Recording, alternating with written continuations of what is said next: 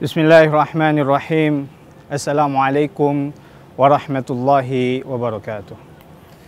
Alhamdulillah. Alhamdulillahilladzi anzala as-sakinata fi qulubil mu'minin liyazdadu imanan ma'a imanihim.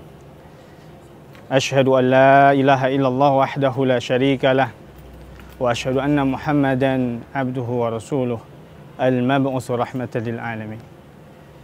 Puji syukur, mari sama-sama kita panjatkan kehadirat Allah Subhanahu wa taala atas segala nikmat yang Allah Subhanahu wa taala berikan kepada kita. Salah satunya tentunya adalah nikmat kita masih diberikan kesempatan untuk sama-sama menikmati indahnya bulan suci Ramadan yang penuh berkah ini. Mudah-mudahan Allah Subhanahu wa taala berikan kita kekuatan, kemauan dan kemampuan untuk selalu bisa berupaya melaksanakan perintah-perintah Allah, kewajiban-kewajiban, dan menghidupkan sunnah-sunnah Nabi Muhammad SAW di bulan suci Ramadan 1442 Hijriah ini.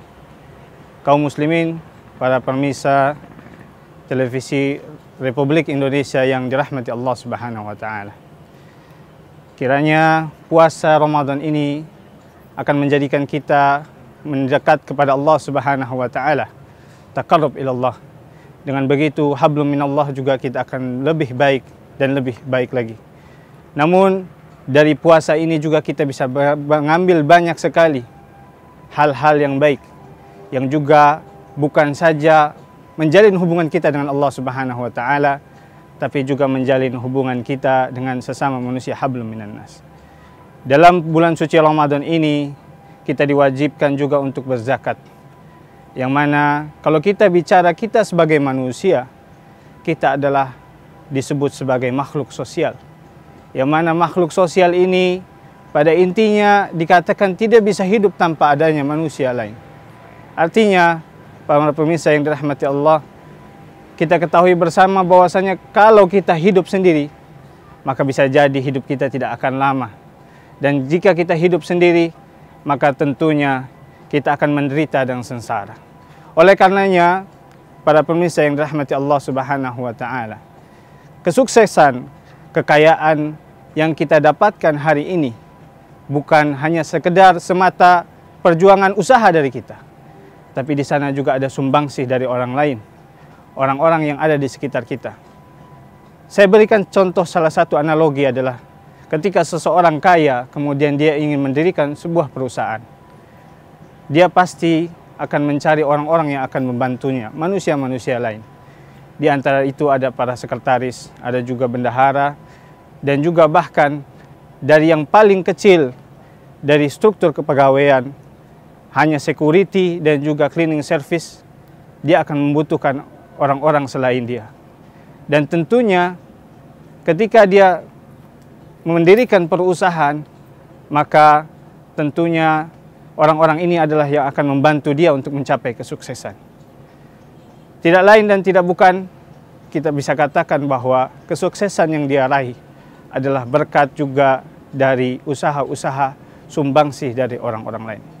Oleh karenanya dalam Islam kita diajarkan oleh Allah Subhanahu wa taala, kita dituntun untuk selalu bisa berbagi dengan sesama. Dan salah satu bentuk yang kita lakukan adalah dengan menunaikan ibadah zakat. Ibadah zakat ini, kaum muslimin yang dirahmati Allah Subhanahu wa taala, bukan saja sekedar ibadah kewajiban kita kepada Allah Subhanahu wa taala. Tapi lebih daripada itu, di sana ada dimensi lain yang mana ketika kita menunaikan ibadah berhubungan dengan Allah Subhanahu wa taala, menunaikan zakat ini, maka insya Allah kita juga akan membantu orang lain. Di sini ada banyak hal yang kita dapatkan, baik dari yang memberikan zakat dan juga yang menerima zakat. Allah Subhanahu wa taala menegaskan ini, berfirman dalam surat At-Taubah ayat yang ke-103, Allah Subhanahu wa taala berfirman, a'udzubillahi minasyaitonir rajim, khudh min amwalihim shadaqah tutahhiruhum wa tuzakkihum biha.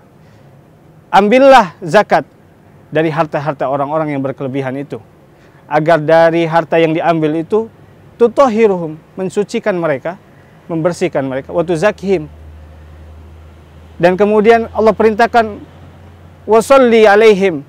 Dan ketika kita menunaikan zakat tersebut, maka insya Allah kita akan didoakan oleh orang-orang, baik itu para amilin yang mengurus zakat tersebut atau orang yang mendapatkan zakat tersebut. Artinya bahwa dengan kita melakukan zakat, selain itu membersihkan dari harta-harta kita yang kita usahakan, juga kita juga melaksanakan kewajiban kepada Allah Subhanahu wa taala dan juga membantu orang lain. Yang mana kita tahu kita hidup di antara kita manusia beragam kondisinya. Ada yang kaya, ada yang miskin, ada yang kuat, ada yang lemah. Nah, ketika kita memberikan zakat, maka kita akan membantu orang lain yang tertimpa kesusahan, yang tertimpa penderitaan. Dan ini akan membuat sesuatu yang berimbang atau disebut dengan tawazun. Keseimbangan ini akan tercipta ketika si kaya dan miskin saling membantu, terjalin hubungan. Bila tidak, maka akan terjadi kesenjangan, kecemburuan sosial yang akan berakibat kepada tindak-tindak kriminal yang tentunya na'udzubillah min dzalik.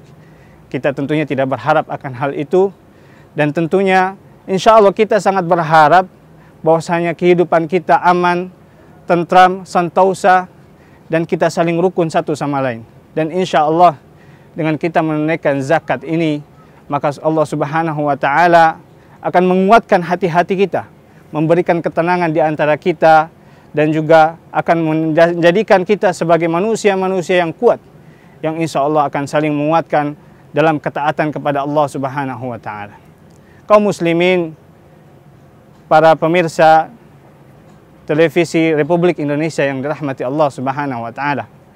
Oleh karenanya di bulan puasa ini, mari selain zakat, ketika kita sudah diwajibkan dan menjadi seseorang yang wajib berzakat, maka mari kita perbanyak juga untuk sedekah dan infak kita.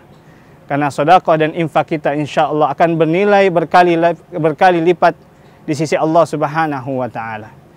Oleh karenanya, mari sama-sama kita hidupkan kembali ya usaha-usaha kita untuk sama-sama menjadi orang-orang yang bertakwa di sisi Allah Subhanahu wa taala dengan cara yang terbaik di sisi Allah Subhanahu wa taala.